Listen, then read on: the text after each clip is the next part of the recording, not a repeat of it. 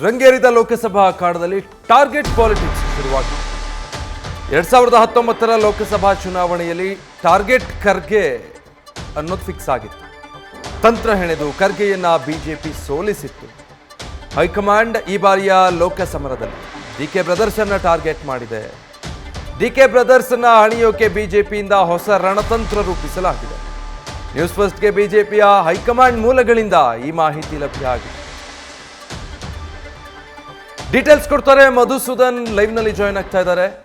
ಮಧುಸೂದನ್, 2019ರಲ್ಲಿ ಸೋಲಿಲ್ಲದ ಸರದಾರ ಖರ್ಗೆ ಅವರನ್ನ ಇಂಥದ್ದೇ ತಂತ್ರಗಾರಿಕೆ ಮೂಲಕ ಸೋಲಿಸಲಾಗಿತ್ತು. ಈ ಸಲ ಡಿಕೆ ಬ್ರದರ್ಸ್ ಟಾರ್ಗೆಟ್, ಬಟ್ ಇಲ್ಲಿ ಸೋದರರನ್ನ ಹಣಿಯೋದು ಸಾಧ್ಯ ಆಗುತ್ತಾ ಬಿಜೆಪಿಗೆ? ಖಂಡಿತವಾಗ್ಲೂ ವಿಜಯ್, 2024ರ ಲೋಕಸಭಾ ಕ್ಷೇತ್ರದ ಚುನಾವಣೆಯಲ್ಲಿ ಯಾರಪ್ಪ ಟಾರ್ಗೆಟ್ ಅಂದ್ರೆ ಈ ಬಾರಿ ಡಿಕೆ ಬ್ರದರ್ಸ್. ನೋಡಿ, ನೇರವಾಗಿ 2019ರ ಲೋಕಸಭಾ ಕ್ಷೇತ್ರದ ಚುನಾವಣೆಯಲ್ಲಿ ನೇರವಾಗಿ ಬಿಜೆಪಿ ಹೈಕಮಾಂಡ್ ನಾಯಕರು ಟಾರ್ಗೆಟ್ ಅನ್ನ ಮಾಡಿದ್ದು ಬೇರೆ ಇನ್ಯಾರನ್ನೂ ಅಲ್ಲ, ಮಲ್ಲಿಕಾರ್ಜುನ ಖರ್ಗೆ ಅವ್ರನ್ನ. ಈ ಬಾರಿ ಎಐಸಿಸಿ ಅಧ್ಯಕ್ಷರಾಗಿದ್ದಾರೆ. ಚುನಾವಣೆಗೆ ಮುನ್ನವೇ ಅವರು ಚುನಾವಣೆಗೆ ನಿಲ್ಲಲ್ಲ ಅನ್ನೋ ಘೋಷವಾಕ್ಯವನ್ನ ಯಾವಾಗ ಮಾಡಿದ್ರು, ಈ ಮೂಲಕ ಮಲ್ಲಿಕಾರ್ಜುನ್ ಖರ್ಗೆ ಅಖಾಡದಲ್ಲೇ ಇಲ್ಲ. ಅವ್ರನ್ನ ಸೋಲ್ಸೋವಂಥ ಪ್ರಮೇಯ ಏನಿದೆ, ಆ ರೀತಿಯ ವಾತಾವರಣ ಕೂಡ ಇಲ್ಲ. ಆದರೆ ಈ ವರ್ಷ ಕೂಡ ಈ ಬಾರಿಯ ಚುನಾವಣೆಯಲ್ಲಿ ಯಾರನ್ನಾದ್ರೂ ಒಬ್ಬರನ್ನ ಟಾರ್ಗೆಟ್ ಮಾಡಬೇಕಲ್ಲ, ಅದಕ್ಕೆ ಅವರು ಟಾರ್ಗೆಟ್ ಮಾಡಿರೋ ಅಂಥದ್ದು ಇನ್ಯಾರನ್ನೂ ಅಲ್ಲ, ಡಿಕೆ ಬ್ರದರ್ಸ್ನ. ಹಾಲಿ ಕೆಪಿಸಿಸಿ ಅಧ್ಯಕ್ಷ ಡಿಕೆ ಶಿವಕುಮಾರ್ ರಾಜ್ಯದಲ್ಲಿ ಸರ್ಕಾರದಲ್ಲಿ ಅಂಗವಾಗಿದ್ದಾರೆ, DCM ಆಗಿದ್ದಾರೆ, ಉಪಮುಖ್ಯಮಂತ್ರಿಗಳು ಕೂಡ ಹೌದು ರಾಜ್ಯದಲ್ಲಿ. ಈಗಾಗಲೇ IT ದಾಳಿಯ ಹಿನ್ನೆಲೆಯಲ್ಲಿ ತಿಹಾರ್ ಜೈಲಿನಲ್ಲಿ ಒಂದಷ್ಟು ದಿನಗಳ ಕಾಲ ಇದ್ದಿದ್ದು ಕೂಡ ಇವತ್ತು ಇತಿಹಾಸ. ಅವ್ರನ್ನ ಟಾರ್ಗೆಟ್ ಮಾಡಿಕೊಂಡು ಈ ಬಾರಿ ಬೆಂಗಳೂರು ಗ್ರಾಮಾಂತರ ಲೋಕಸಭಾ ಕ್ಷೇತ್ರವನ್ನು ಗೆಲ್ಲಬೇಕು ಅನ್ನೋ ನಿಟ್ಟಿನಲ್ಲಿ ಒಂದು ಹೊಸ ಟಾಸ್ಕ್ನ ರೂಪಿಸಿದ್ದಾರೆ. ಈ ನಿಟ್ಟಿನಲ್ಲಿ ಡಾಕ್ಟರ್ CN ಅಶ್ವಥ್ ನಾರಾಯಣ್ ಅವ್ರನ್ನ ಉಸ್ತುವಾರಿಯಾಗಿ ನೇಮಕ ಮಾಡಿದ್ದಾರೆ. ಈ ಮೂಲಕ ಡಿಕೆ ಬ್ರದರ್ಸ್ನ ಹೆಣಿಬೇಕು. 2019ರಲ್ಲಿ ಖರ್ಗೆ, 2024ರಲ್ಲಿ ಡಿಕೆ ಸುರೇಶ್. ಈ ಮೂಲಕ ಸ್ಪಷ್ಟ ಸಂದೇಶ ಏನು? ಅಶ್ವಥ್ ನಾರಾಯಣ್ ಅವರು ಈ ಹಿಂದೆ ರಾಮನಗರ ಜಿಲ್ಲಾ ಉಸ್ತುವಾರಿ ಸಚಿವರಾಗಿದ್ದರು. ರಾಮನಗರ ಜಿಲ್ಲೆಗೆ ಬರೋ ಅಂತ 4 ವಿಧಾನಸಭಾ ಕ್ಷೇತ್ರದ ಮೇಲೆ ಅವ್ರಿಗೆ ಪರಿಚಯ ಇದೆ, ಹಿಡಿತಾ ಇದೆ ಅನ್ನೋದಕ್ಕಿಂತ ಪರಿಚಯ ಇದೆ.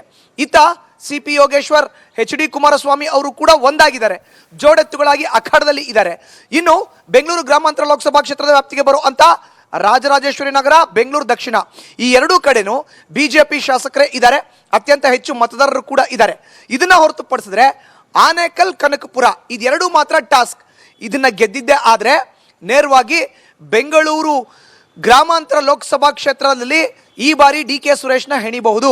ಕಳೆದ ಚುನಾವಣೆಯಲ್ಲಿ ನಾವು ಖರ್ಗೆನ ಸೋಲ್ಸಿದ್ದೀವಿ, ಈ ಬಾರಿ ಸುರೇಶ್ ಅವ್ರನ್ನ ಸೋಲ್ಸೋಣ ಅನ್ನೋ ಒಂದು ಪ್ಲಾನ್ನ ಇಟ್ಕೊಂಡು, ಅಜೆಂಡಾವನ್ನ ಇಟ್ಕೊಂಡು ಉಸ್ತುವಾರಿಯನ್ನು ಬದಲಾವಣೆ ಮಾಡಿದ್ದಾರೆ. ಡಾಕ್ಟರ್ CN ಅಶ್ವಥ್ ನಾರಾಯಣ್ಗೆ ಉಸ್ತುವಾರಿಯನ್ನು ಕೊಟ್ಟಿದ್ದಾರೆ. ಡಾಕ್ಟರ್ ಮಂಜುನಾಥ್ ನೇರವಾಗಿ ಅಖಾಡದಲ್ಲಿ ಇದ್ದಾರೆ ಮೈತ್ರಿ ಅಭ್ಯರ್ಥಿಯಾಗಿ. ಈ ಮೂಲಕ ಒಂದು ಕಡೆ HD ಕುಮಾರಸ್ವಾಮಿ, ಮತ್ತೊಂದು ಕಡೆ CP ಯೋಗೇಶ್ವರ್ ಒಂದಾಗಿದ್ರೆ, ಅಶ್ವಥ್ ನಾರಾಯಣ್ಗೆ ಉಸ್ತುವಾರಿ ಕೊಡೋದ್ರ ಮೂಲಕ ಇಲ್ಲಿ ಮುನಿರತ್ನ ಮತ್ತೆ M ಕೃಷ್ಣಪ್ಪ ಬಿಜೆಪಿ ಶಾಸಕರು ಅವ್ರನ್ನ ಒಂದು ಮಾಡಿದ್ದಾರೆ. ಹೀಗಾಗಿ ತಂತ್ರವನ್ನ ಹೆಣಿತಾ ಇದ್ದಾರೆ. ಪ್ರಧಾನಿ ನರೇಂದ್ರ ಮೋದಿ ಅವರು ಬೆಂಗಳೂರು ಗ್ರಾಮಾಂತರ ಲೋಕಸಭಾ ಕ್ಷೇತ್ರದ ವ್ಯಾಪ್ತಿಗೆ ಪ್ರಚಾರಕ್ಕೆ ಬಂದಾಗ ಎಲ್ಲವೂ ಕೂಡ ಫೈನಲ್ ಆಗುತ್ತೆ.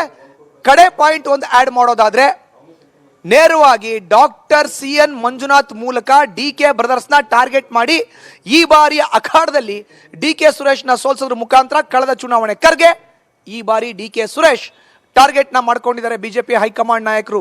Vijay, thank you Madhusudan. News first ನಿರ್ಭೀತಿಯಿಂದ ನಿಮ್ಮ ಪರವಾಗಿ.